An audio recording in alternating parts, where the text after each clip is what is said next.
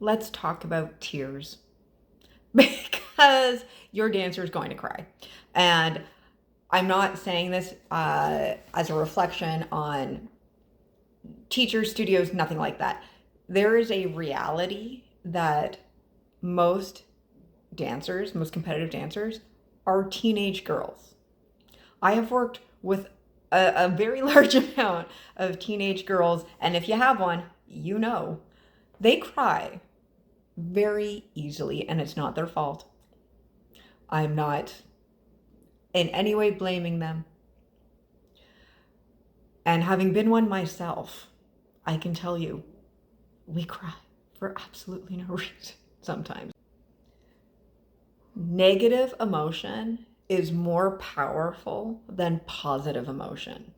We remember it more. It stays with us. I have a strong feeling and suspicion that this is why contemporary and lyrical tend to score higher than jazz, and we tend to remember them more because jazz is like happy and bubbly, and contemporary stabs you in the heart, and we tend to remember being stabbed in the heart.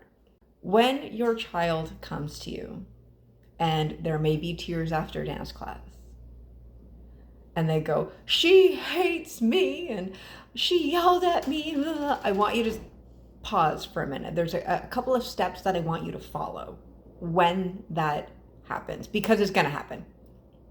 It's going to happen. And it happens for a lot of different reasons. But I want you, as a parent and as a dancer, this is also for you, to have a bit of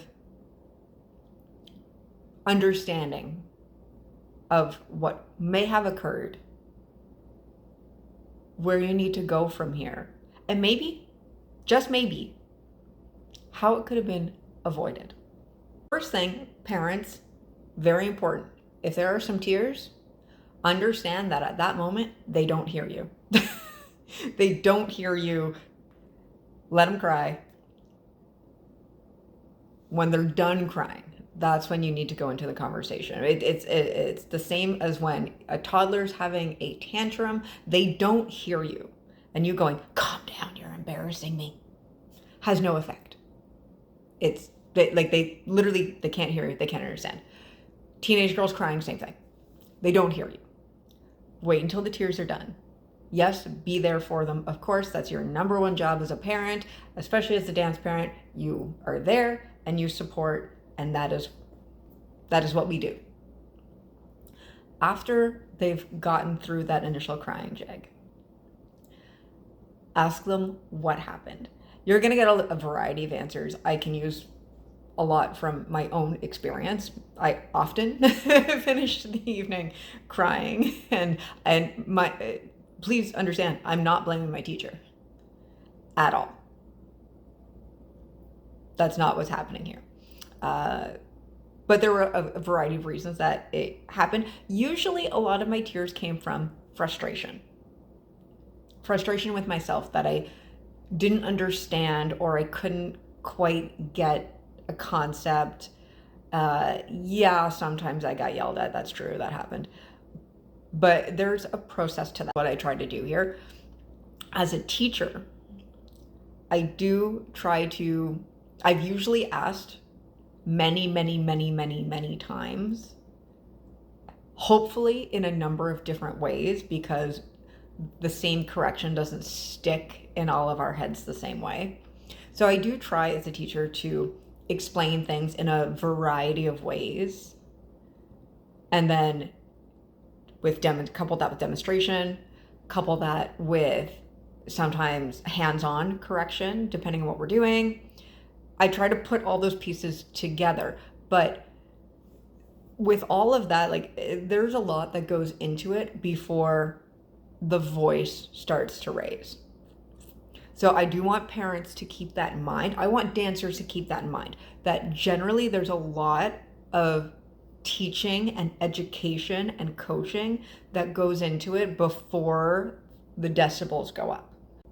Parents, it bears further investigation. So your child is going to remember that one negative thing that their teacher said, or that negative is maybe the wrong word, but that one correction that maybe involved a negative emotion, I don't think that corrections are negative or necessarily criticism. It is part of my job to tell students what they can improve upon. And part of that is giving them corrections and notes. So I don't want to say that those are negative, because you do require that kind of feedback to evolve and grow. But that can produce sometimes a negative feeling in us. A lot of that negative feeling turns into frustration, feelings of not being worthy, things that teenage girls struggle with to begin with. They're already feeling this way. And a note can unintentionally sometimes exacerbate that feeling. So I want you to investigate a little bit further. There are a lot of factors that go into this. 1, did anything happen at school? Possibly they just had a really bad day at school and that note was sort of the final straw. It happens. Did something happen at school? Did you eat today? Hangry people cry quite a bit. Did you properly fuel your body today? Did you have enough water? Did you sleep well last night? We all know how difficult anything is when you are sleep deprived, and how easy it is to fall apart in that situation. I mean, I've certainly been there. As a parent, we understand sleep deprivation in a way that other people don't. It's a real thing and a real problem that if you have not slept well the night before, you are very likely to have a more emotional reaction to something that you might typically roll off your back and it wouldn't be a problem. So do a little bit of digging on other circumstances that have happened throughout the day that could have contributed to this. The other thing I want you to ask is, well, what happened at dance that was good? Because again, negative emotion is more powerful and we remember it more than we remember positive emotion. Your dancer may have very well had a ton of really positive and beautiful feedback. They might have even been asked to demonstrate something, but they don't remember it and they don't tell you, because the negative emotion surrounding that one note or this one incident overshadows anything good that happened that day. So it might not be the full story that we're getting. So take a moment, and dancers, this is important for you as well. Take a moment and reflect upon the entire day so that you have a full picture of what could have contributed to you feeling like that, and then not blowing the incident out of proportion that maybe a lot of good things happened that day, but you're just not recalling them in the same way. Explained earlier, often escalation, right, happens over a period of time for your teacher. So if I have asked you to do something the same for a long period of time, yes, eventually I'm going to get up here. It's going to take some time, but I'm going to get up there eventually. Good story and good example of that. When I was a student, I went to a very heavily ballet studio. We did the Nutcracker every year.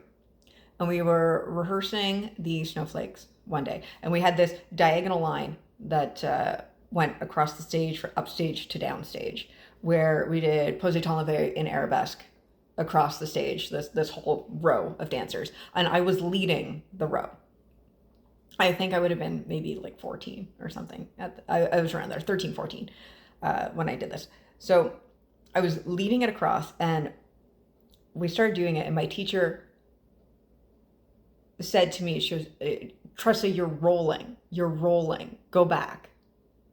And I didn't understand.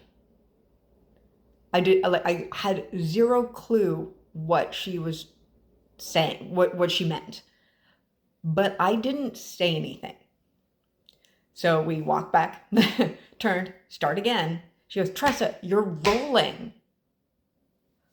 Okay, I go back and I'm getting more and more flustered. The other dancers behind me in line are getting more and more frustrated and angry at me because they keep having to go back and do the same thing over and over again because I cannot figure out what this rolling business means.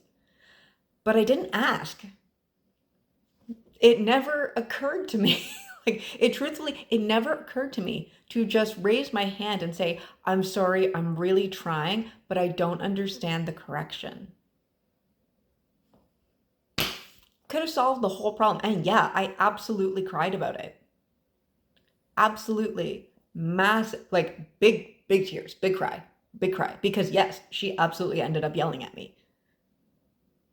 And my teammates were not happy with me. I was not having a good time. It was not a good night. Nobody wanted to be in that room anymore. But it all could have been avoided. It could have been avoided if I had just raised my hand and asked for clarification. But I didn't. And it not only did I not, it wasn't until years later when I started teaching and I was teaching another student and they were doing the exact same step, and out of my mouth went, "You're rolling." And she looked at me so confused. And I was like, "Ah, that's what she meant." Finally, bing, like a decade later, I understood what the correction was, what she was explaining to me was that I was rolling my rib cage as I executed the arabesque instead of staying square. It like that knowledge suddenly occurred to me as I said the same thing to another student who looked at me, who had they had no idea what I had spread with 3 heads. So at that point, I was able to take that opportunity to further explain my note and what was rolling where and how and get a bit more hands-on. And then she understood it. But I still could have said something. And dancers, that's important for you too. If you don't understand, you need to speak up before it gets to the point where it's escalated so high that your teacher's lost their cool. If they say something 2 times in a row and you do not understand, you need to put your hand up. And it's not something like point your toes. We all understand that.